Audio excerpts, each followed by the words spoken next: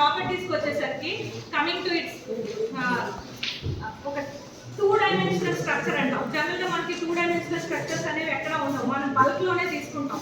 Normal గా అయితే ఇది ఒక 2-dimensional స్ట్రక్చర్. 2-dimensional స్ట్రక్చర్ లో కూడా దీని ప్రాపర్టీస్ చూసేసరికి దీని టెన్సైల్ స్ట్రెంత్ కానీ, యంగ్స్ మాడ్యులస్ కానీ, ఈవెన్ స్టీల్ అండ్ అల్యూమినియం తో కంపేర్ చేసినా చాలా ఎక్కువ ఉంటుంది. నెక్స్ట్ ఈవెన్ డైమండ్ తో కంపేర్ చేసినా దీని థర్మల్ కండక్టివిటీ చాలా ఎక్కువ ఉంటుంది.